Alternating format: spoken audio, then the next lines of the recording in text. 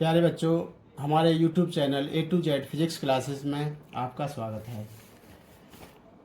चल रहा था टॉपिक जो था हमारा यूनिट नंबर 2, और यूनिट नंबर 2 में चैप्टर नंबर था 3, विद्युत धारा, करंट इलेक्ट्रिसिटी।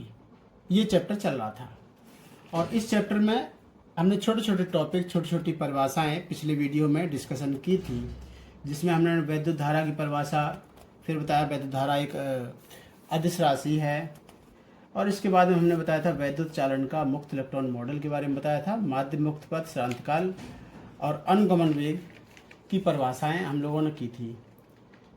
और इसके बाद में और भी छोटे छोटे टॉपिक थे। आई और वी डी में संबंध, धारा घनत्व, और वैद्युत प्रतिरोध की परिभाषा है, वैद्युत चालकता की परिभाषा है। ये सब परिभाषाएं और उनके मात्रक और विमी सूत्र के बारे में हम लोग चर्चा कर रहे थे। आज हमारा टॉपिक है, सामने लिखा हुआ है, ओम का नियम। तो सबसे पहले हम जानते हैं ओम का नियम। वैसे तो ओम का नियम हम लोग पिछली क्लासों में ही पढ़ के आते हैं। ओम का नियम में क्या है, फिर भी यहाँ पर रिपीट कर लेते हैं। तो ओम का नियम सुन लीजिए। यदि हम किसी चालक की भौतिक अवस्था जैसे ताप में कोई परिवर्तन न करें, यानी ताप में कोई परिवर्तन ना करें, तो उसके सिरों पर लगाए गए वैद्युत विभवांतर तथा उसमें बहने वाली विद्युत धारा का अनुपात नियत रहता है। यही ओम का नियम है। तो इसको हम लिख देते हैं। अभी हमने क्या बोला, यदि किसी चालक की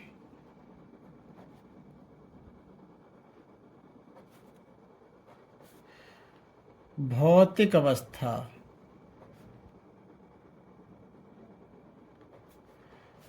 अवस्था जैसे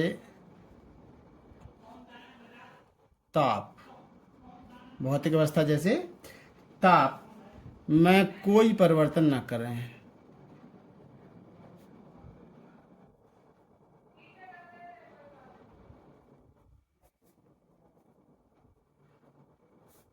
तो चालक पर आरोपित विभवांतर, विभवांतर का मतलब V, तथा प्रवाहित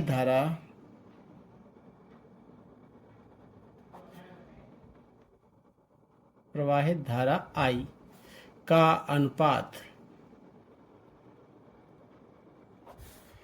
नियत रहता है।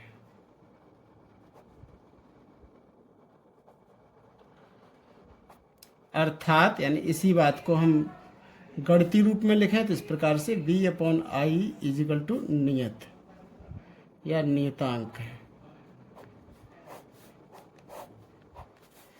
ठीक है।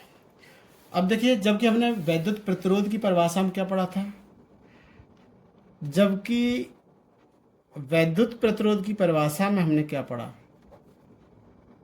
वैद्युत प्रतिरोध की परिभाषा अनुसार वैद्युत प्रतिरोध की परिभाषा अनुसार R बराबर है V/I। ठीक है, तो यहां पर हम रख सकते हैं। तो फिर इसलिए ये वैद्युत प्रतिरोध की परिभाषा थी, तो हम फिर इसको इस प्रकार से लिख सकते हैं। इसलिए अब लिख सके हम, देखो V/I बराबर क्या था, R, और V/I बराबर क्या था, नियतांक। ऐसा हम लिख सकते हैं। ठीक है, यही ओम का नियम है। तो ये बहुत छोटा सा टॉपिक था, ओम का नियम। और नेक्स्ट टॉपिक हम लेते हैं, अनुगमन वेग के आधार पर ओम के नियम की उत्पत्ति। देखिए, कहीं अनुगमन वेग शब्द लिखा होगा तो कहीं अपवाह वेग भी लिखा होगा, तो फिर भी हम लिख देते हैं यहाँ पर अनुगमन वेग के आधार पर, या लिखा जा सकता है मुक्त इलेक्ट्रॉन मॉडल के आधार पर। तीनों एक ही बात है। तो यहाँ पर हम लिख देते हैं अनुगमन वेग, अनुगमन वेग के आधार पर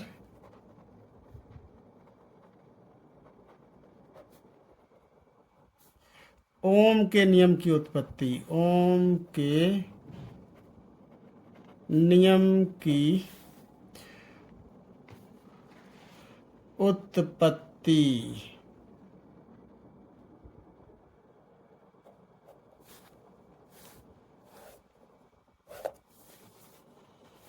अनुगमन वेग के आधार पर ओम के नियम की उत्पत्ति। तो ध्यान दीजिए, अगर यहाँ पर देखिए अनुगमन वेग के आधार पर हम निकालेंगे, यानी अनुगमन वेग की परिभाषा या अनुगमन वेग के जो सूत्र थे उन सूत्रों का इस्तेमाल करते हुए ओम का नियम हमें निकालना है। तो यहाँ पर एक पीछे हम डेरिवेशन एक कर चुके थे, I बराबर NEAVD, यानी धारा वैद्युत धारा I और अनुगमन वेग VD में एक संबंध लिखा था। तो वो संबंध लिखने के लिए उसके प्रतीकों को भी हमें समझाना पड़ेगा। तो यहाँ पर हम ये मान लेंगे कि माना, यानी जो प्रतीक के बारे में कुछ लिखना पड़ेगा थोड़ा सा। तो हम यहाँ पर मान लेते हैं कि माना किसी चालक तार, एक चालक तार मान लेंगे के एकांक आयतन में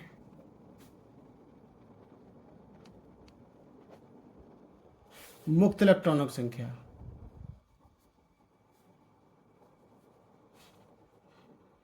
स्मॉल n है और तार का अनुप्रस्थ काट का क्षेत्रफल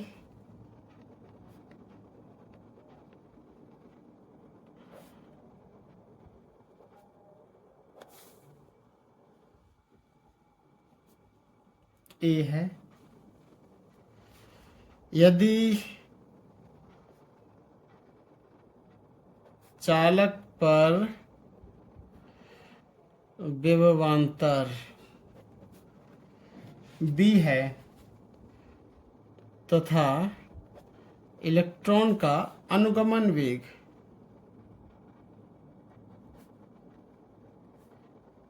VD है, अनुगमन वेग कितना है VD है, तो चालक में प्रवाहित धारा कितनी होती है, तो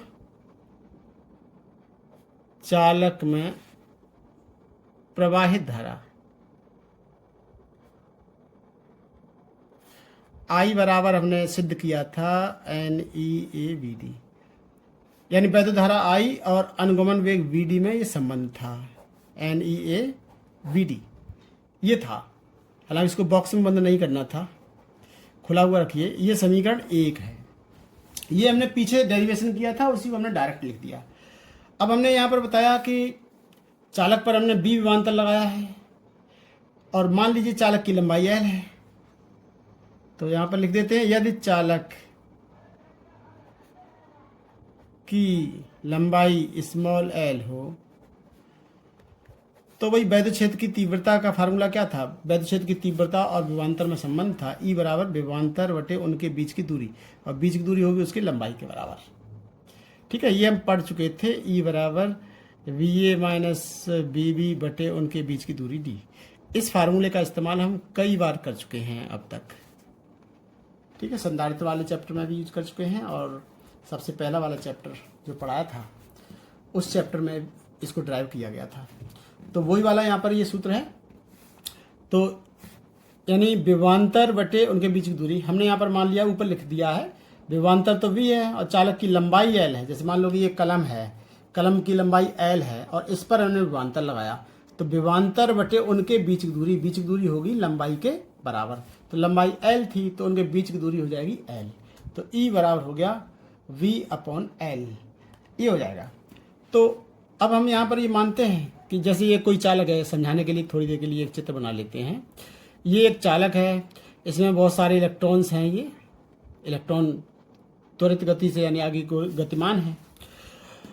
और यहाँ पर हम ये मान लें कि इसके अंदर विभवांतर के कारण, जब इस पर हम विभवांतर लगा देंगे दो, यानी इस चालक को किसी बैटरी से जोड़ देंगे, तो इस चालक के अंदर एक वैद्युत क्षेत्र उत्पन्न हो जाएगा और वो वैद्युत क्षेत्र क्या करेगा, वो वैद्युत क्षेत्र ही इन इलेक्ट्रॉनों पर बल लगाएगा और इन इलेक्ट्रॉनों को त्वरित करेगा। ठीक है, एक बार फिर समझिए, पूरी थ्योरी समझ लीजिए। हमें समझाना था अनुगमन वेग। देखिए, जैसा हमने यहाँ पर मान लिया एक चालक तार है, इसमें ये मुक्त इलेक्ट्रॉन है। जब हम इस पर विभवांतर लगाएंगे, यानी विभवांतर लगा दिया, मान लीजिए कि B विभवांतर यहाँ पर हमने लगा दिया इस चालक पर, तो क्या होगा, इसके अंदर वैद्युत क्षेत्र उत्पन्न हो जाएगा E, और ये वैद्युत क्षेत्र ही क्या करेगा, इन पर बल लगाएगा, जिससे कि ये इलेक्ट्रॉन आगे की ओर गति करने लगेंगे बल के कारण, और ये इलेक्ट्रॉन त्वरित हो जाएंगे, इन पर बल लगेगा F। क्या लगेगा, बल F। ये बल क्या करेगा, इन इलेक्ट्रॉनों को त्वरित कर देगा। ठीक है, तो जैसा कि हम जानते हैं, पीछे पढ़ भी चुके हैं कि जब हम इस चालक पर कोई विभवांतर नहीं लगाते हैं तो उनका औसत ऊष्मीय वेग शून्य ही होता है। शून्य का मतलब वहाँ पर हमने लिखा था, ड्राइव किया था, U1 plus U2 plus U3 plus dot dot dot UN बटे n बराबर 0। ठीक है, श्रांत काल वाले टॉपिक में, पिछले ही वीडियो में श्रांत काल वाले टॉपिक में, यानी भाग नंबर 1 चैप्टर नंबर 3 का भाग 1 में हमने ये बताया था। औसत ऊष्मीय वेग इनका जो होता है शून्य होता है। शून्य का मतलब ये, इसको हम ऐसे लिख सकते हैं, U1 plus U2 plus U3 plus and so on UN तक और बटे n बराबर ये होता है 0। ये औसत ऊष्मीय वेग शून्य होता है जब चालक पर विभवांतर नहीं लगाया जाता है। लेकिन जब चालक पर विभवांतर लगा देते हैं तो ये इलेक्ट्रॉन एक नियत सूक्ष्म वेग से आगे की ओर बढ़ने लगते हैं, जिसको अनुगमन वेग कहते हैं। तो वही अनुगमन वेग भी यहाँ पर हमें निकालना है। तो फिलहाल यदि चालक की लंबाई L हो तो इसके अंदर, चालक के अंदर जो वैद्युत क्षेत्र होगा E बराबर होगा V/L। इसके आधार पर, यानी इतना वैद्युत क्षेत्र हो गया। अब इस वैद्युत क्षेत्र के द्वारा जो इन इलेक्ट्रॉनों पर जो बल लगेगा F बराबर होता है QE। अतः इलेक्ट्रॉन पर वैद्युत बल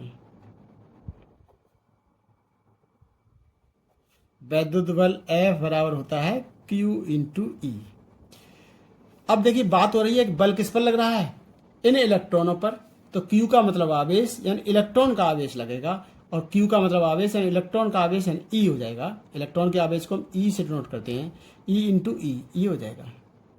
इसलिए हमने अभी बताया कि जो यहाँ पर हमने विभवांतर लगाया, तो विभवांतर के कारण यहाँ पर वैद्युत क्षेत्र उत्पन्न हुआ, और वो वैद्युत क्षेत्र यहाँ पर वैद्युत बल लगाएगा, यानी F बराबर QE लगाएगा, और उस बल के द्वारा ये इलेक्ट्रॉन त्वरित हो जाएंगे, और त्वरित होकर अधिकतम वेग को प्राप्त कर लेंगे, जो कि अनुगमन वेग कहलाएगा। ठीक है, तो हम सबसे पहले यहाँ पर लगने वाला त्वरण ज्ञात करते हैं। इसलिए इलेक्ट्रॉन पर त्वरण A बराबर होता है F/m। ठीक है, F/m, अरे भाई दोबारा से लिख देते हैं, F/m। F का मान ये ऊपर हमने लिखा था, F बराबर EE, तो EE/m इतना त्वरण कार्य करेगा। अब देखिए E का मान रख दीजिए, तो A बराबर E small e into capital E। Capital E का मान ये था, कैपिटल E बराबर था V/L। तो पहले लिख लेते हैं हम, E का मान रखने के लिए छोड़ दें और शेष को लिख लेते हैं, E/m इंटू E, और E का मान था V/L, तो V/L। अब हो गया A बराबर EB/ml, EB/ml। इसको हम रख देते हैं थोड़ी देर के लिए समीकरण सेकंड मान लेते हैं। अब हमने बताया कि इस त्वरण के कारण प्रत्येक इलेक्ट्रॉन का वेग बढ़ जाएगा। हम यहाँ पर ये मान लेंगे कि माना इन इलेक्ट्रॉनों का जो प्रारंभिक वेग था, प्रारंभिक औसत ऊष्मीय वेग इलेक्ट्रॉनों का था, वो U1 U2 U3 थे। माना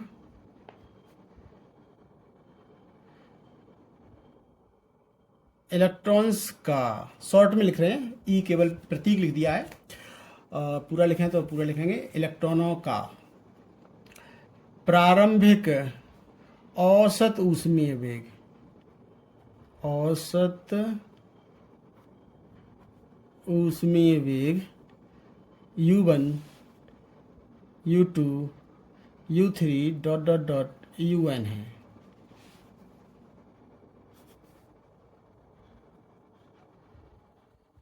तो अंतिम औसत ऊष्मीय वेग क्या हो जाएगा, अंतिम ऊष्मीय वेग क्या हो जाएगी,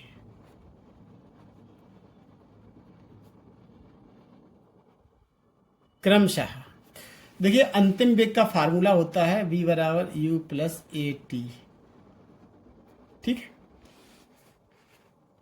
तो यहां पर प्रारंभिक औसत ऊष्मीय वेग U1 U2 U3 है, और इनके श्रांत काल भी मान लीजिए, तथा श्रांत काल τ1 τ2 और τ3 डॉट डॉट डॉट τn है।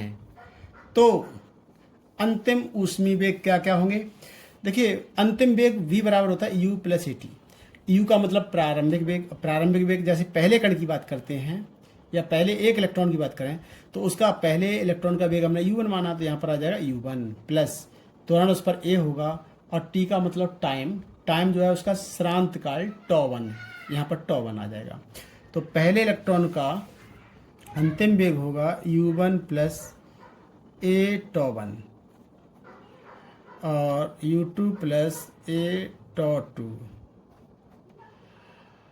Dot dot dot un plus a τn, ये होंगे। ठीक है, तो इनके अंतिम वेग ये होंगे। तो अंतिम वेग हैं जो, यानी यह कहें कि अधिकतम वेग इतने प्राप्त कर लेंगे। इन वेगों का औसत ही अनुगमन वेग होगा, जिनका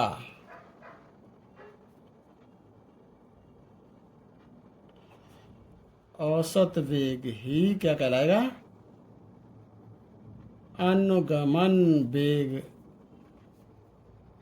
vd होगा। ठीक है, तो अनुगमन वेग vd बराबर क्या हो जाएगा? इन सबको जोड़ लो और उनकी संख्या से भाग दे दो। तो जोड़ने के लिए यानी कितने हैं? u1 plus a τ1 plus u2 plus a τ2 plus and कहाँ तक चले जाएंगे? n तक चले जाएंगे, यानी un प्लस a τn। और टोटल कितने हैं? n इलेक्ट्रॉनों की बात हो रही, तो उनकी संख्या से दे देते हैं भाग। तो vd बराबर u1 u2 un, ये कर लो अलग, u1 प्लस u2 जितने भी कण हो डॉट डॉट डॉट कहाँ तक? un तक, और उसमें n से भाग, प्लस यहाँ पर देखो a τ1 a τ2 a τn ये और बचे हुए हैं, जिसमें a कॉमन आ रहा है, तो अब बच जाएगा τ1 plus τ2 plus and so on कहाँ तक? τn तक बटे n। ठीक है, इतना हो जाएगा।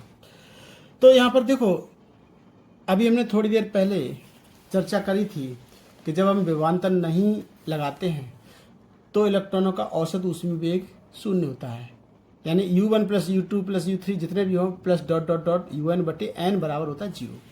यानी ये वाला निकल के आ गया, u1 plus u2 plus dot dot dot un तक बटे n, ये निकल के आ जाएगा 0।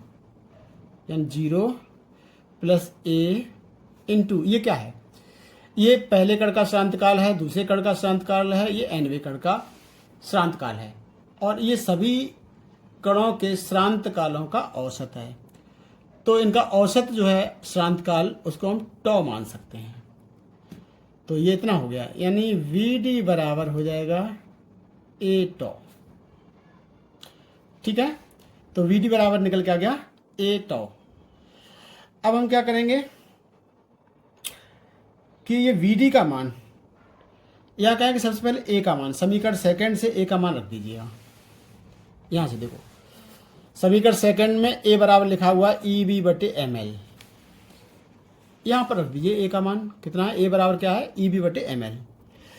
तो यहां पर हो जाएगा vd बराबर EB बटे ml, a का मान हुआ EB बटे ml इंटू τ, और कहाँ से हुआ ये? समीकरण सेकंड से।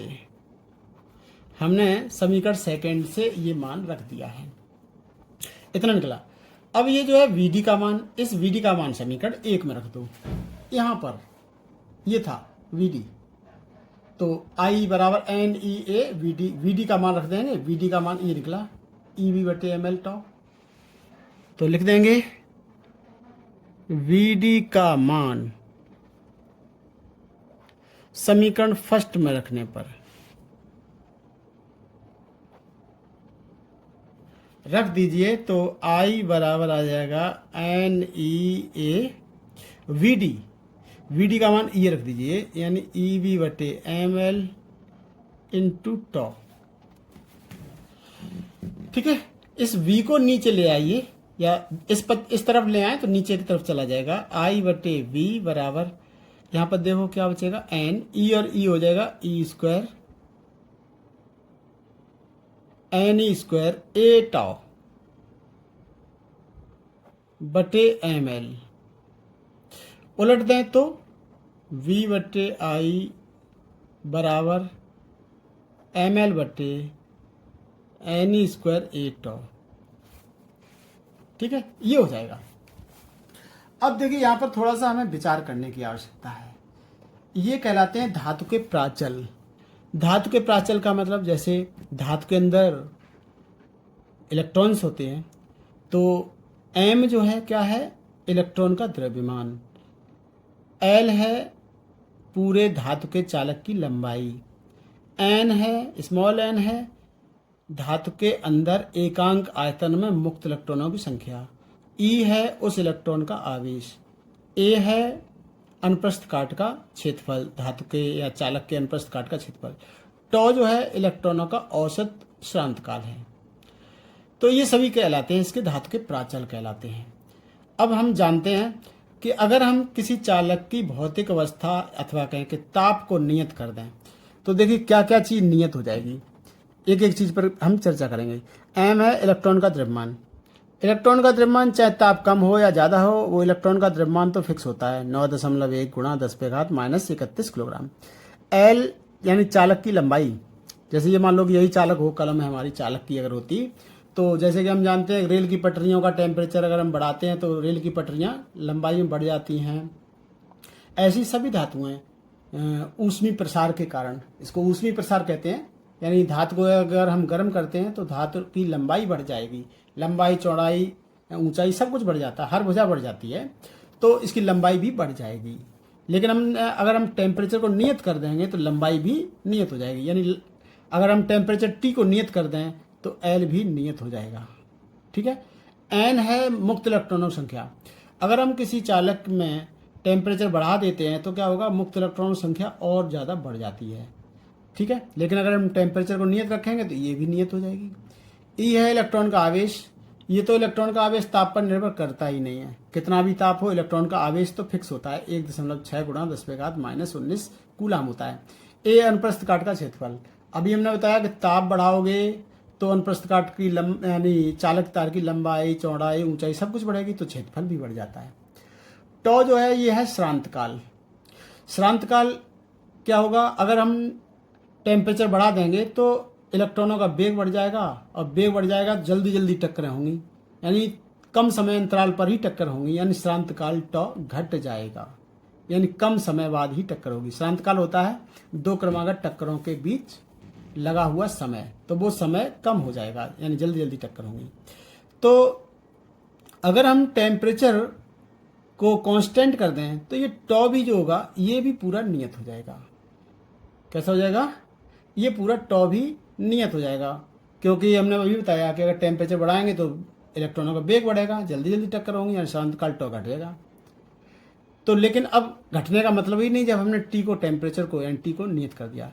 इस प्रकार हमने देखा यदि हम किसी चालक का ताप नियत कर दें, यानी भौतिक अवस्था ताप को नियत कर दें, तो जो बढ़ रहे थे यानी मुक्त इलेक्ट्रॉनों की संख्या बढ़ रही थी, लंबाई बढ़ रही थी, अनुप्रस्थ काट का क्षेत्रफल बढ़ रहा था और टॉ घट रहा था।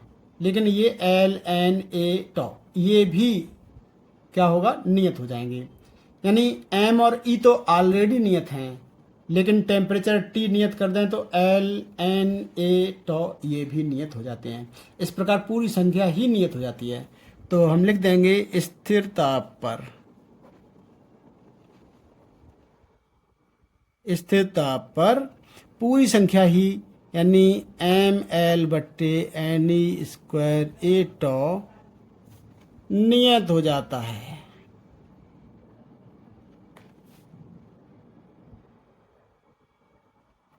ये पूरा नियत हो गया। नियत हो गया तो क्या निकलेगा फिर, V बटे आई बराबर हो जाएगा नियत। यही तो ओम का नियम है।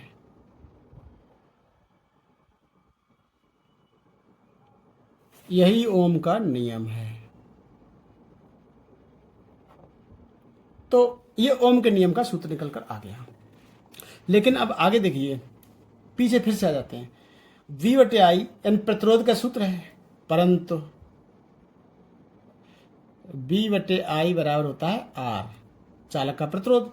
तो V बटे आई की जगह यहां पर हम अगर R रख दें तो R बराबर हो जाएगा अब ml बटे NE स्क्वायर ए टॉ। तो ये वैद्युत प्रतिरोध का एक नया सूत्र निकल कर आ गया। ये धातु के प्राचलों के रूप में उस चालक का प्रतिरोध कहलाता है। नीचे लिख देंगे, यह है धातु के प्राचलों के रूप में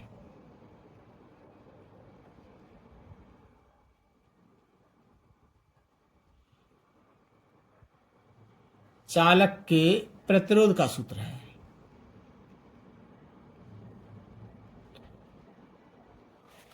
चालक के प्रतिरोध का सूत्र है, ठीक है। तो इस प्रकार से देखो ये ओम का नियम निकल आया। हमारा हेडिंग भी यही था, अनुगमन वेग के आधार पर ओम के नियम की उत्पत्ति। यानी हम यहाँ पर अनुगमन वेग का सूत्र लेकर चलेंगे। तो देखो अनुगमन वेग का ही हमने यहाँ पर सूत्र लिया था, आई बराबर NE/VT। अनुगमन वेग का सूत्र लिया और निकल कर आ गया ये V बटे आई बराबर नियत, यानी यही ओम का नियम, यानी ये ओम का नियम होता है। तो हम अनुगमन वेग से स्टार्ट किए और यहाँ पर हम ओम के नियम पर पहुँच गए। तो अनुगमन वेग के नियम से, या कहें अपवाह वेग की परिभाषा के अनुसार, या कहें कि मुक्त इलेक्ट्रॉन मॉडल के आधार पर हमें ओम के नियम की उत्पत्ति करनी थी, जो कि यहाँ पर हो गई।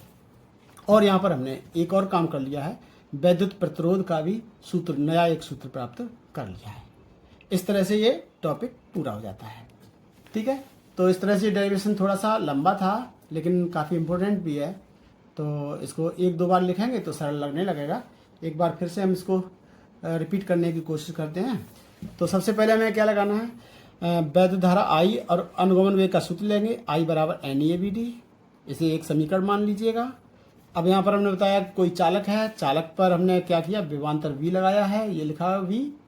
तो इसके अंदर वैद्युत क्षेत्र E उत्पन्न हो जाएगा। वैद्युत क्षेत्र E क्या करेगा, वैद्युत बल लगाएगा, यानी F लगाएगा, और F का मान होता है QE। तो F बराबर QE, ये भी फार्मूला लगाना है। इससे क्या लगेगा, यानी बल निकल आएगा। और ये बल क्या करेगा, इन इलेक्ट्रॉनों को त्वरित कर देगा। क्या कर देगा, त्वरित कर देगा। तो त्वरण भी निकालना है। तो सबसे पहले क्या निकालना है, वैद्युत क्षेत्र E है, इससे बल F लगेगा, F का मान QE यानी बल निकालेंगे, बल की सहायता से फिर त्वरण निकालेंगे। और सभी इलेक्ट्रॉन जब त्वरित हो जाएंगे तो वैसे तो बिना विभवांतर लगाए तो उनके वेग होते हैं U1 U2 U3 dot dot dot UN तक होते हैं। लेकिन यदि हम यहाँ पर विभवांतर लगा देंगे तो उसके अंतिम वेग बढ़ जाएंगे और हो जाएगा, यानी अंतिम वेग निकालने के लिए V बराबर U प्लस AT वाला फार्मूला लगा देंगे, ठीक है। तो उसके अंतिम वेग जो है निकल कर आ जाते हैं। तो हम यहाँ पर फिर पीछे से, यानी E बराबर वैद्युत क्षेत्र की तीव्रता और विभवांतर में ये संबंध था, E बराबर V बटे L, यानी E बराबर विभवांतर बटे उनके बीच की दूरी, ये वाला सूत्र हमने यहाँ पर लगा दिया। यहाँ पर VA माइनस V भी लिखा था, यानी विभवांतर होता है, और विभवांतर हमने सीधा सीधा V मान लिया है। तो E बराबर V बटे L हो गया। तो अब बल निकालना, F बराबर होता है QE, चाहे तो हम यहीं पर लिख सकते हैं QE, ठीक है। E का मान यहीं रख सकते हैं V बटे L, तो EV बटे L हो गया, ठीक है। तो त्वरण A बराबर क्या होता है, F बटे M। F का मान क्या था, F का मान E बटे M कर लो, और E का मान हमने रख दिया, E का मान ये वाला, E बराबर V बटे L। तो यहाँ पर E बटे M और E का मान V बटे L, यानी A बराबर निकल के आ गया EV बटे ML, ठीक है। तो ये क्या निकल के आ गया, इलेक्ट्रॉनों का त्वरण। त्वरण की सहायता से क्या निकालोगे, अंतिम वेग। देखो हमें यहाँ पर ये मान लिया कि माना कि विभिन्न इलेक्ट्रॉनों के प्रारंभिक वेग जो है वो U1 U2 U3 dot dot dot UN है, और इनके शांत काल हैं τ1 τ2 τ3 डॉट डॉट डॉट τn तक है। तो इनके अंतिम वेग हो जाएंगे, अंतिम वेग V बराबर होता है U प्लस AT। तो वही वाला फार्मूला है। पहले इलेक्ट्रॉन की बात करेंगे तो प्रारंभिक वेग U1, जो कि यहाँ पर U1 माना हुआ है, और उसका शांत काल τ1 है, तो यहाँ टाइम जो है τ1 आ जाएगा, त्वरण A ही रहेगा। तो दूसरे कण का इतना होगा, nवें कण का इतना होगा। तो अब वेग बढ़ गए हैं, तो किसी का थोड़ा कम है, किसी का ज़्यादा है, तो इनका भी औसत निकाल देंगे, तो वही अनुगमन वेग कहलाता है। तो हमने क्या किया, इनके वेग जो हैं, इनके वेग जोड़कर उनकी संख्या से भाग दे दो, तो औसत ऊष्मीय वेग निकल आएगा, और औसत ऊष्मीय वेग ही अनुगमन वेग कहलाता है। तो अब जो निकल के आया वी डी बराबर U1 U2 और UN इनको अलग कर लीजिए, और जो A toe 1 A toe 2 A toe n है, इनमें A सब में कॉमन आ रहा है तो A को अलग कर लीजिए, और टॉ 1 टॉ 2 टॉ n बटे n ये अलग कर लीजिएगा। ठीक है, तो ये तो निकला विभवांतर लगाने से पहले औसत ऊष्मीय वेग जो कि 0 होता है, पीछे हम पढ़ चुके हैं, कई बार अभी बता चुके हैं। और ये है विभिन्न कणों के शांतकाल, उनका औसत यानी औसत शांतकाल। तो ये तो हो गया 0 और A हो गया A, और ये औसत शांतकाल जिसको हम टॉ कह सकते हैं। ठीक है, टॉ मान लिया, तो यहाँ पर निकल के आ गया वी डी बराबर A टॉ। अब A का मान रख दिया पीछे से, EV बटे ml था, ये हो गया है। अब ये I का मान यानी इस VD का मान भी समीकरण 1 में रख दिया है, तो NEA यहाँ पर VD था इतना, VD का मान यहाँ पर हमने निकाल दिया EV बटे ml टॉ, तो EV बटे ml इंटू टॉ। और इसमें हमने क्या कर दिया, B को इधर ले आए, पक्षांतर कर लिया, B बटे I निकाल दिया। B बटे I जो होता है वो प्रतिरोध होता है, लेकिन ml बटे NE स्क्वायर एटाउ हमने बताया कि ये धातु के प्राचल कहलाते हैं। यदि हम ताप को स्थिर कर दें तो ये MLNE स्क्वायर एटाउ ये सब कुछ नियत हो जाता है, कोई भी चीज़ घटती या बढ़ती नहीं है इसमें से, तो ये पूरा नियत हो जाता है। तो V बटे I बराबर फिर ये सभी कांस्टेंट हो जाते हैं, नियत हो जाते हैं। V बटे I बराबर हो जाएगा नियत, और यही V बटे I बराबर नियत, यही तो ओम का नियम है। ठीक है, ये था ओम का नियम, ओम का नियम ये था V बटे I बराबर नियतांक। तो यहाँ पर भी आ गया V बटे I बराबर नियत या नियतांक एक ही बात है। ठीक है, लो जी हमने नियतांक लिख दिया। तो इस प्रकार से ये ओम के नियम की उत्पत्ति हो जाती है, लिख दिया हमने, यही ओम का नियम है। लेकिन V बटे I बराबर R होता है, तो यहाँ पर V बटे I की जगह R भी लिख सकते हैं। तो अब ये R बराबर हो गया फिर ml बटे NE स्क्वायर एटाउ। तो ये वैद्युत प्रतिरोध का एक नया सूत्र निकल के आ गया धातु के प्राचलों के रूप में। इस प्रकार से ये टॉपिक हो जाता है पूरा। चलते हैं हम नेक्स्ट टॉपिक की ओर। नेक्स्ट टॉपिक है हमारा ओमीय तथा अनओमीय परपथ।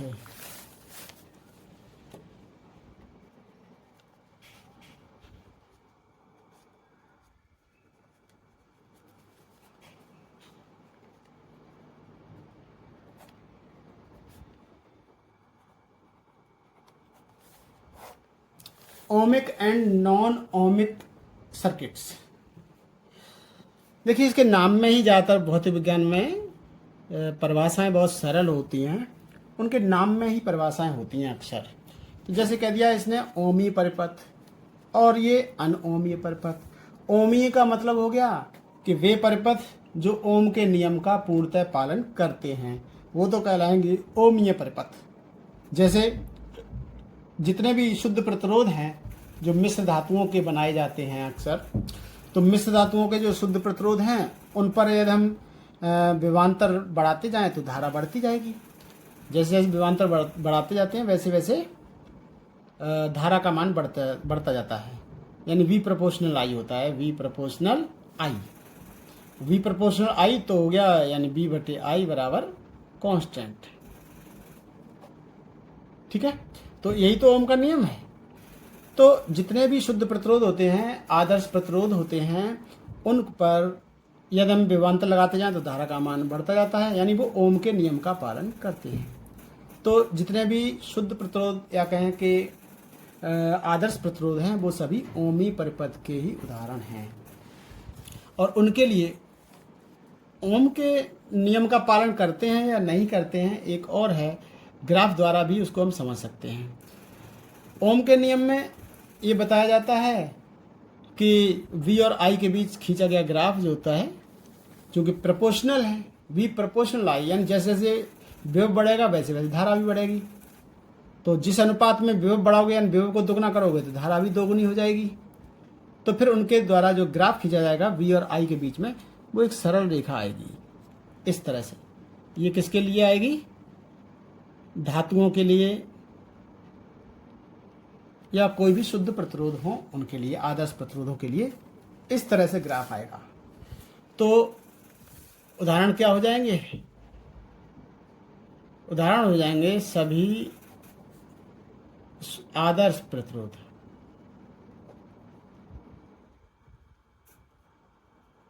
सभी आदर्श प्रतिरोध जो होंगे वो ओमीय परिपथ के ही उदाहरण होंगे। तो इसमें हमें परिभाषा लिखने की आवश्यकता नहीं, अनावश्यक टाइम वेस्टिंग होगी। ओमीय परिपथ का मतलब क्या हुआ? वे परिपथ जो ओम के नियम का पूर्णतः पालन करते हैं, अर्थात कहें कि जिनके लिए V और I के बीच खींचा गया ग्राफ एक सरल रेखा प्राप्त होती है, वो ओमीय परिपथ कहलाते हैं। उदाहरण है सभी आदर्श प्रतिरोध। सभी आदर्श प्रतिरोध के लिए V और I के बीच खींचा गया ग्राफ एक सरल रेखा ही प्राप्त होगी। इसके बाद आता है अनओमीय परिपथ। तो अनओमीय परिपथ वे होते हैं जो ओम के नियम का पालन नहीं करते। तो वे परिपथ जो ओम के नियम का पालन नहीं करते।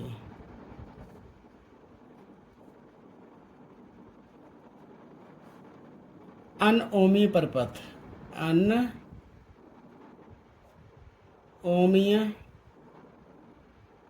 परिपथ कहलाते हैं। ठीक है।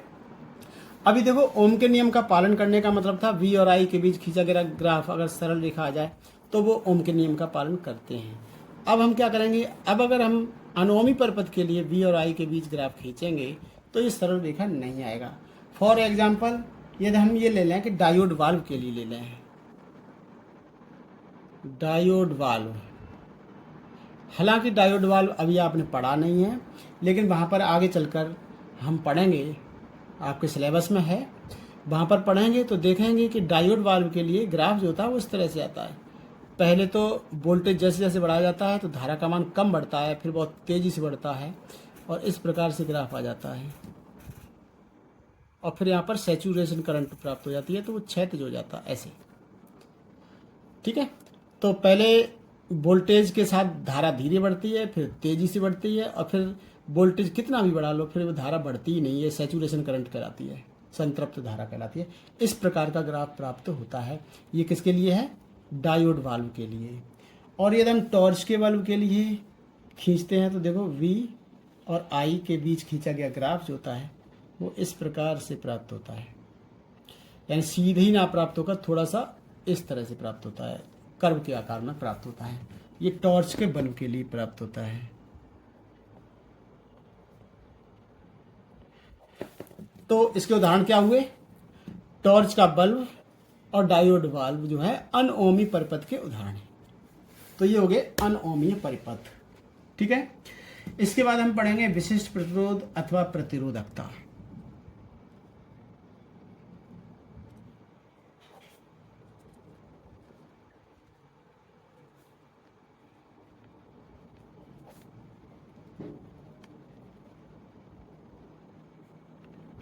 विशिष्ट प्रतिरोध या प्रतिरोधकता, अंग्रेजी में कहेंगे स्पेसिफिक रेजिस्टेंस। विशिष्ट प्रतिरोध को कहते हैं स्पेसिफिक रेजिस्टेंस और रजिस्टिविटी। प्रतिरोधकता का मतलब रजिस्टिविटी। चलो स्पेसिफिक रेजिस्टेंस लिख देते हैं, केवल स्पेसिफिक रेजिस्टेंस। स्पेसिफिक रेजिस्टेंस और रजिस्टिविटी क्या होते हैं? विशिष्ट प्रतिरोध समझ लीजिए। विशिष्ट प्रतिरोध या प्रतिरोधकता को हम डिनोट करते हैं रो से, और इसकी परिभाषा क्या होती है? किसी चालक के अंदर किसी बिंदु पर वैद्युत क्षेत्र की तीव्रता और धारा घनत्व के अनुपात को, तो क्या लिखेंगे? किसी चालक में या किसी चालक के भीतर किसी बिंदु पर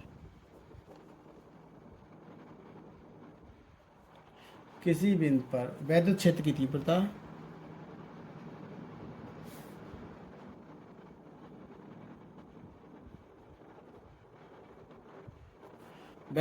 तीव्रता E तथा धारा घनत्व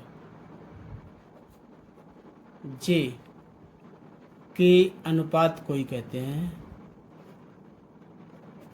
विशिष्ट प्रतिरोध कहते हैं।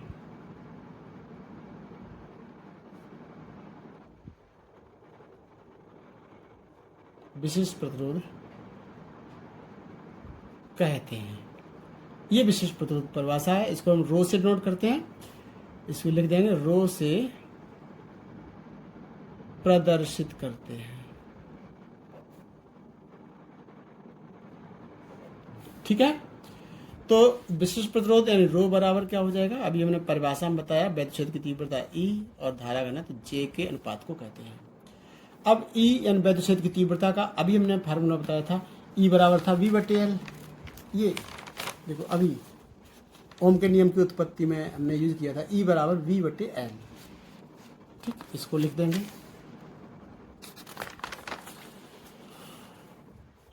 तो चूंकि E बराबर तो होता है V/L और धारा घनत्व J बराबर होता है I/A। धारा घनत्व की भी परिभाषा पढ़ चुके हैं पिछले वाले वीडियो में। ये दोनों मान यहाँ रख दीजिए, तो रो बराबर आएगा, E का मान तो आएगा V/L बटे I/A। तो जो A है वो सबसे ऊपर चला जाएगा, B तो है ही, और A और ऊपर पहुंच जाएगा, बटे ये I तो ऑलरेडी है नीचे, और ये L भी नीचे आ जाएगा। तो ये हो जाएगा, या कहें कि रो is equal to V/I। V/I बराबर होता है R ओम के नियम से, सॉरी वैद्युत प्रतिरोध की परिभाषा से V/I बराबर होता है R। तो अब इतना हो गया फार्मूला। ये विशिष्ट प्रतिरोध का फार्मूला हुआ रो इज इक्वल टू RA/L। ये सूत्र निकल कर आ जाता है। अब इस सूत्र की सहायता से हम एक और परिभाषा निकाल सकते हैं। यदि हम यहाँ पर A और L एकांक कर दें, A बराबर 1 और L बराबर भी 1 यानी एकांक कर दें, तो रो बराबर क्या आएगा, रो बराबर आएगा R। ये आ जाएगा। क्लियर? तो A और L एकांक कर दें, एक एक रख के देख लो, तो रो बराबर R आ जाएगा। तो क्या परिभाषा बन जाएगी, यदि हम एक कोई ऐसा चालक लें जिसकी लंबाई तो एकांक हो और उनकी अनुप्रस्थ काट का क्षेत्रफल भी एकांक हो, तो उसका जो प्रतिरोध होगा वही विशिष्ट प्रतिरोध के बराबर होगा, या विशिष्ट प्रतिरोध कहलाता है। अर्थात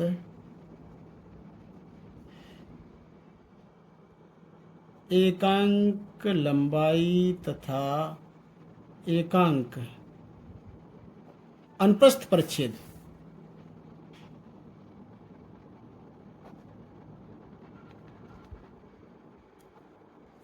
एकांक लंबाई और एकांक अनुप्रस्थ परिच्छेद के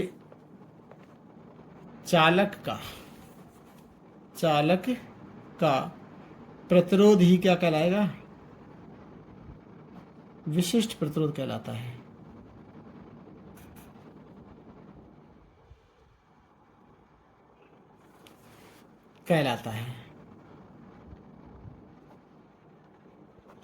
देखिए बच्चों, हमारा राइटिंग बहुत गंदा है, लेकिन आपको चिंता नहीं इसकी करनी है, क्योंकि आपको हर वीडियो के अंदर नीचे साफ सुथरा नोट्स लिखा हुआ आपको हम देते हैं। यानी हर वीडियो में नीचे डिस्क्रिप्शन बॉक्स में जाएंगे, तो डिस्क्रिप्शन बॉक्स में जाते ही वहाँ पर सबसे पहला एक लिंक दिया होता है PDF नोट्स। उसके नीचे जो लिंक दिया हो उसको दबाएंगे तो PDF फॉर्म में नोट्स आपको मिल जाएंगे। चाहे तो उनको देख देख के लिख लीजिए, चाहे डाउनलोड कर लीजिए और प्रिंट आउट निकाल सकते हैं, जैसा चाहे कर सकते हैं। तो वहाँ पर साफ़ सुथरा लिखा हुआ मिलेगा। अगर यहाँ पर हम साफ साफ लिखते रहेंगे तो टाइम वेस्टिंग होगी, काफ़ी टाइम लग जाएगा।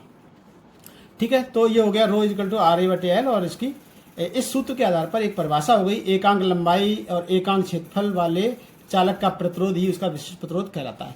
इसका मात्रक भी लिख दीजिए यहाँ पर। मात्रक क्या निकलेगा, देखो R के लिए तो हो गया ओम, R के लिए तो हो गया प्रतिरोध है ना, तो ओम हो गया, इंटू क्षेत्रफल के लिए मीटर स्क्वायर और लंबाई के लिए मीटर। 1 मीटर कट गया, यानी क्या बचेगा, ohm into metre, ohm into metre. तो विशिष्ट प्रतिरोध यानी रो का जो मात्रक होता है वो होता है ओम इंटू मीटर। ये निकल के आ गया। इसका हम विभेद सूत्र भी निकाल सकते हैं, विमा भी निकाल सकते हैं। विमा निकालेंगे तो क्या आएगा, देखो फार्मूला क्या था, रो बराबर E/J, और E बराबर क्या था, V बटे एल और J बराबर I बटे ए, ये था। या कहें कि V बटे सरल कर दिया था तो V बटे आई इंटू ए बटे एल, ये निकला था। अब इसमें देखें तो हम सबकी विमेय सूत्र जानते हैं। क्षेत्रफल ए का भी जानते हैं, लंबाई ए का होता है एल स्क्वायर, लंबाई के लिए एल होता है, धारा आई के लिए ए होता है। तो ये विभव की प्रॉब्लम है, तो विभव को तोड़ दीजिए। विभव V बराबर होता है डब्ल्यू बटे क्यू, डब्ल्यू बटे क्यू, और ए ऊपर है और आई एल नीचे और है। ठीक है, अब हम इनके सबके विमेय सूत्र जानते हैं, तो अब निकल के आ जाएगा रो की विमा बराबर, देखो डब्ल्यू यानी कार्य का विमेय सूत्र क्या है, M L square T minus two बटे क्यू यानी आवेश की होती है ए टी, फिर है ऊपर क्षेत्रफल की होती है एल स्क्वायर, आई के लिए ए और एल के लिए एल। सरल कर लीजिएगा एम। अब देखो यहाँ पर एल क्यूब यानी एल घात यहाँ पर कितनी है, एक एल से एक एल जे कट जाएगी तो यहाँ पर एल बचेगी, एल और एल स्क्वायर हो गया एल क्यूब। अब टी की बात करते हैं, तो टी पे घात नीचे +1 है, ऊपर जाकर ये भी माइनस हो जाएगी और यहाँ पर हो जाएगी टी पे घात -3। ठीक है, तो एम एल क्यूब और टी -3 और ए हो जाएगा ए स्क्वायर, ऊपर जाने पर हो जाएगा ए पे घात -2। तो इस प्रकार से निकल के आ गई रो का विमेय सूत्र निकला एम एल क्यूब टी -3 ए -2, ये निकल के आ गया। तो इस प्रकार से हमने विशिष्ट प्रतिरोध नया टॉपिक लिया था, और विशिष्ट प्रतिरोध ये हमने पहले परिभाषित किया, परिभाषित करके उसका हमने सूत्र निकाला, ये सूत्र निकाला, और सूत्र निकालने के बाद इसका फिर हमने नीचे मात्रक निकाला जो कि निकला ओम इंटू मीटर, और फिर हमने इसका विमेय सूत्र भी निकाला, यानी विमा निकली एम एल क्यू टी -3 ए -2। इसके बाद में हम पढ़ेंगे नेक्स्ट टॉपिक है विशिष्ट चालकता।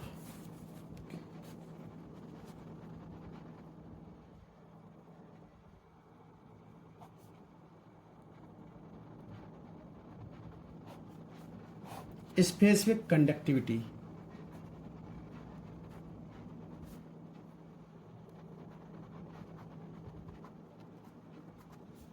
स्पेसिफिक कंडक्टिविटी क्या होती है समझ लीजिए।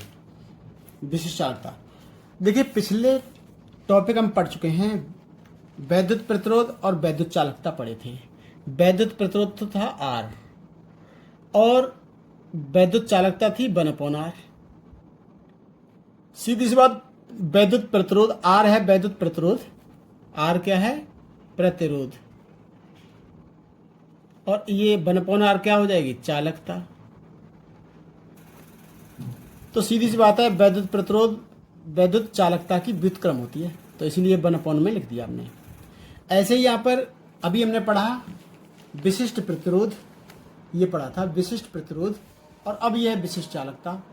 सीधी लग रही है कि नाम में ही लग रहा है, एक तो है विशिष्ट प्रतिरोध यानी विशेष रुकावट, और एक है विशिष्ट चालकता यानी विशिष्ट चालकता यानी कंडक्टिविटी।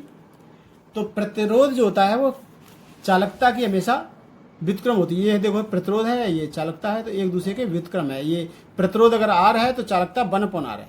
ऐसे ही विशिष्ट प्रतिरोध अगर रो है तो विशिष्ट चालकता 1/ρ होगी।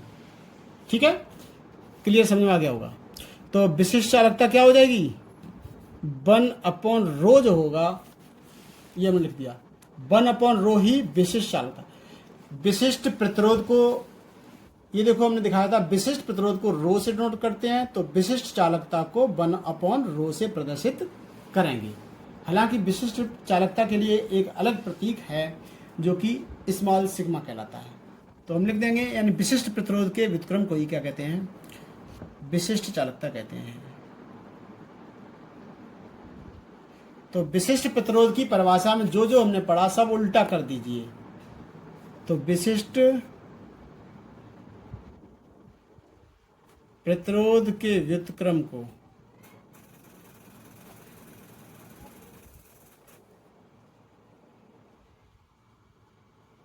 विशिष्ट चालकता,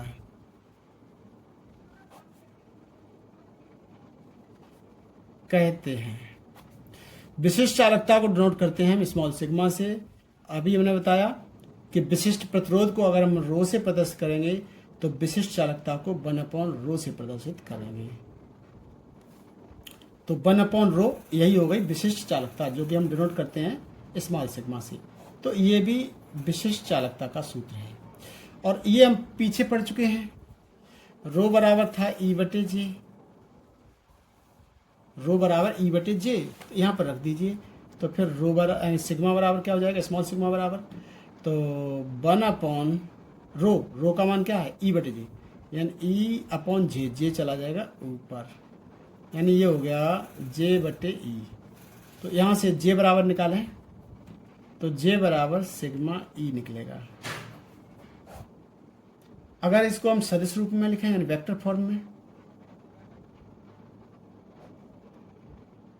वेक्टर रूप में अगर लिखते हैं तो देखो हमने बताया था कि धारा घनत्व तो J जो है एक सदिश राशि है, वैद्युत क्षेत्र की तीव्रता E सदिश है, लेकिन सिग्मा जो होता है ये अदिश राशि है।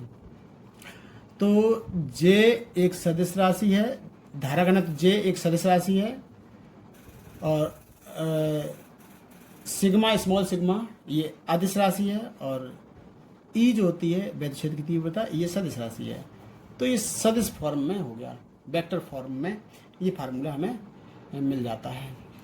इस तरह से ये भी टॉपिक हमारा पूरा हो जाता है।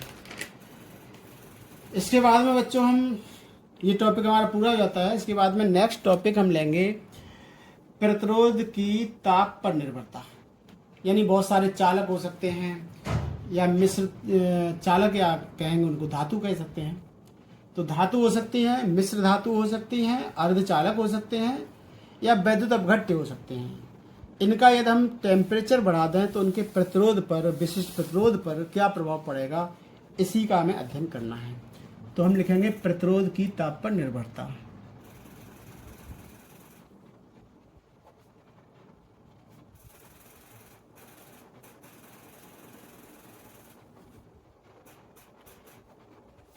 प्रतिरोध की ताप पर निर्भरता। अब इसके अलग अलग केसेस हैं, जैसे धातु के प्रतिरोध पर ताप का प्रभाव पड़ेंगे।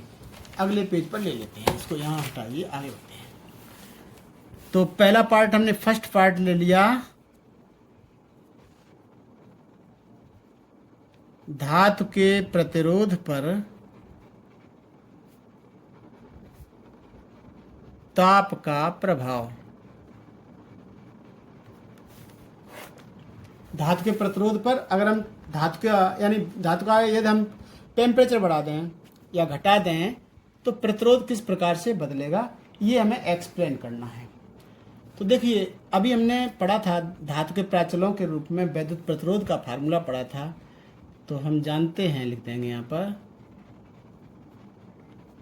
यानी वैद्युत प्रतिरोध R बराबर होता है mL/Ne²A²। ठीक है, तो ये है। अब देखिए दिए गए तार के लिए यहां पर अगर हम देखें तो यानी एक निश्चित तार है, निश्चित अगर तार है तो क्या होगा कि उसमें m जो होगा, m का मतलब इलेक्ट्रॉनों का द्रव्यमान, वो निश्चित होगा, उसकी लंबाई भी निश्चित होगी, n यानी मुक्त एकांक आयतन में मुक्त इलेक्ट्रॉनों की संख्या भी निश्चित होगी और इलेक्ट्रॉनिक आवेश भी निश्चित होगा और उसका अनुप्रस्थ काट भी निश्चित होगा। लेकिन टॉ पर डिपेंड करेगा R, तो R प्रोपोर्शनल हो गया 1/τ। ठीक, इसका मतलब क्या है कि अगर श्रांतकाल कम होगा तो प्रतिरोध ज़्यादा होगा और श्रांतकाल ज़्यादा होगा तो प्रतिरोध कम हो जाएगा। ठीक, श्रांतकाल ज़्यादा होगा तो प्रतिरोध कम हो जाएगा और श्रांतकाल कम होगा तो प्रतिरोध ज़्यादा हो जाएगा। व्युत्क्रम है, R प्रोपोर्शनल 1/τ ये होगा। अब देखिए पीछे हम बहुत सारी थ्योरी पढ़ चुके हैं, तो वहाँ पर समय बराबर होता है दूरी बटे चाल, यानी औसत श्रांतकाल टॉ बराबर होता है दूरी कितनी होगी, माध्य पर मुक्त पथ यानी लैम्डा बटे चाल। किस चाल से इलेक्ट्रॉन चलते हैं, वर्ग माध्य मूल चाल से चलते हैं, VRMS से चलते हैं। ठीक है, तो टॉ इक्वल हो जाएगा लैम्डा बटे VRMS, है ना। तो आर प्रोपोर्शनल क्या हो जाएगा, इसलिए आर प्रोपोर्शनल, देखो ये 1/τ है, तो यदि हम टॉ का मान यहाँ रखेंगे तो ये उल्टा हो जाएगा, यानी ये हो जाएगा फिर VRMS बटे लैम्डा। और ये वर्ग माध्य मूल चाल परमताप के वर्गमूल के अनुपाती होती है, ये हम जानते हैं पहले से ही। VRMS प्रोपोर्शनल होता है √T, निचली क्लासों में पढ़ के आए हैं, ठीक है, यानी 11वीं क्लास में भी ये हमने फार्मूला पढ़ा था, तो यहाँ पर रख सकते हैं। तो देखो R प्रोपोर्शनल हो जाएगा √T अपॉन लैम्डा। इस फार्मूले से हम ये स्पष्ट कर पाएंगे कि टेम्परेचर बढ़ने पर क्या होगा। यहाँ से देखो क्लियर हो जाएगा कि टेम्परेचर बढ़ाएंगे तो T तो बढ़ ही गया, हाँ, तो यहाँ से स्पष्ट है यदि हम टेम्परेचर बढ़ा देंगे तो R बढ़ेगा, तो ताप बढ़ाने, इससे स्पष्ट हो गया, स्पष्ट है कि ताप बढ़ने पर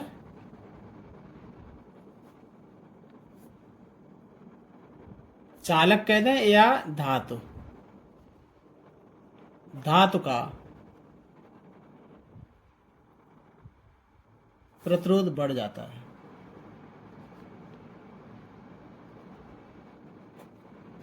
ठीक है, यहां से स्पष्ट हो गया, इस फार्मूले से स्पष्ट है कि अगर हम टेम्परेचर बढ़ा देंगे तो चालक का प्रतिरोध आर जो होगा वो बढ़ जाएगा। लेकिन अब किस प्रकार से बदल, यहां से ये तो स्पष्ट हो गया कि धातुओं का ताप बढ़ाने पर उसका प्रतिरोध बढ़ता है, लेकिन प्रतिरोध टेम्परेचर के साथ किस प्रकार से बढ़ता है उसके लिए भी एक फार्मूला है। यदि हम ये मान लें कि माना 0 degree centigrade T degree centigrade पर चालक के प्रतिरोध जो हैं, चालक का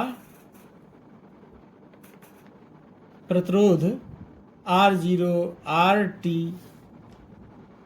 हों तो RT बराबर होगा R0 1 plus alpha T. RT बराबर R0 1 प्लस अल्फा टी, ये हो जाएगा, जहां पर अल्फा को हम कहते हैं प्रतिरोध ताप गुणांक, जहां अल्फा ये धातु का ही गुण होता है, तो अल्फा धातु का प्रतिरोध ताप गुणांक है।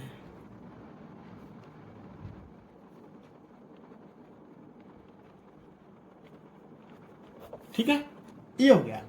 तो हमने अध्ययन किया धातु के प्रतिरोध पर ताप का क्या प्रभाव पड़ता है। इसके बाद पढ़ेंगे मिश्र धातु के प्रतिरोध पर ताप का क्या प्रभाव पड़ेगा, यानी सेकंड टॉपिक है मिश्र धातु के प्रतिरोध पर ताप का प्रभाव है।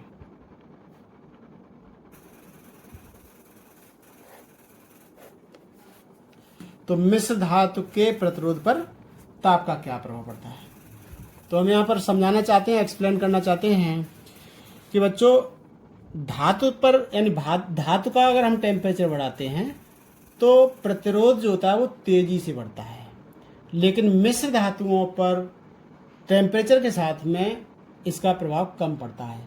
यानी मिश्र धातुओं का टेम्परेचर बढ़ाने पर उसका प्रतिरोध बढ़ता है और वो तेजी से बढ़ता है, और जो मिश्र धातु होती हैं, मिश्र धातुओं का भी प्रतिरोध टेम्परेचर के साथ बढ़ता है, लेकिन ये प्रतिरोध वृद्धि जो होती है वो बहुत कम होती है।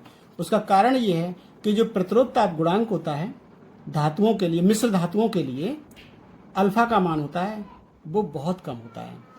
तो यहाँ पर हम केवल यही कारण है, अगर पूछा भी जाए, ये प्रश्न कई तरीके से पूछा जाता है मिश्र धातु के लिए। कभी कभी प्रश्न आता है कि जो शुद्ध प्रतिरोध बनाए जाते हैं या कहें कि आदर्श प्रतिरोध बनाए जाते हैं वो मिश्र धातुओं के क्यों बनाए जाते हैं, तो आपका जवाब होगा क्योंकि मिश्र धातु का ताप टेम्परेचर के साथ बहुत कम बढ़ता है। क्यों कम बढ़ता है, क्योंकि उसके लिए प्रतिरोध ताप गुणांक अल्फा का मान कम होता है। लिख देंगे मिश्र धातु के लिए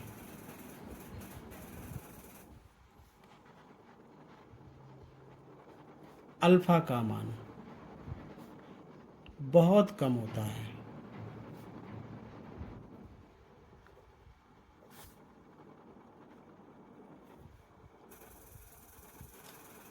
अतः क्या होगा, ताप के साथ वैद्युत प्रतिरोध बहुत कम बढ़ेगा। तो मिश्र धातुओं के लिए भी प्रतिरोध का फार्मूला तो यही होगा, RT बराबर R0 1 प्लस अल्फा टी। लेकिन अल्फा का मान यहाँ पर बहुत कम होता है, बहुत कम होगा तो इसका गुणांक भी कम हो जाएगा, तो फिर ये 1 ही रह जाएगा। यानी RT बराबर R0 कहना मतलब टी डिग्री सेंटीग्रेड टेम्परेचर पर भी प्रतिरोध जो होगा वो 0 डिग्री सेंटीग्रेड पर प्रतिरोध के लगभग बराबर ही होगा, बहुत कम वृद्धि होती है। तो ऐसे प्रतिरोध हम बनाते क्यों हैं, यानी शुद्ध या कहें आदर्श प्रतिरोध हम मिश्र धातु के क्यों बनाते हैं। हम ये चाहते हैं कि जो प्रायोगिक तार हमें दिया जाए या किसी भी कार्य के लिए, हमने जैसे मान लो कि कहीं सर्किट में ही 10 ओम का प्रतिरोध लगाना था, और अगर हमने शुद्ध धातु का बना दिया तो जैसे ही उसका टेम्परेचर बढ़ेगा वो 10 ओम वाला प्रतिरोध था वो 11 ओम 12 ओम अगर मान लो हो गया, थोड़ी देर के लिए मान लीजिए कि वो 10 ओम वाला 11 ओम हो गया, तो हमने जिस कार्य के लिए लगाया था उसका कार्य ही बदल जाएगा। तो हम जो शुद्ध प्रतिरोध या कहें कि आदर्श प्रतिरोध जो बनाते हैं वो हमेशा ऐसे बनाते हैं जिससे कि जितना प्रतिरोध लगाया जाए उतना ही उसका प्रतिरोध रहे, यानी प्रतिरोधों में वृद्धि ना हो। और प्रतिरोधों में वृद्धि किसकी नहीं होती है, मिश्र धातु हैं। मिश्र धातुओं के कुछ उदाहरण भी देख लीजिए। कॉन्स्टेंटन है,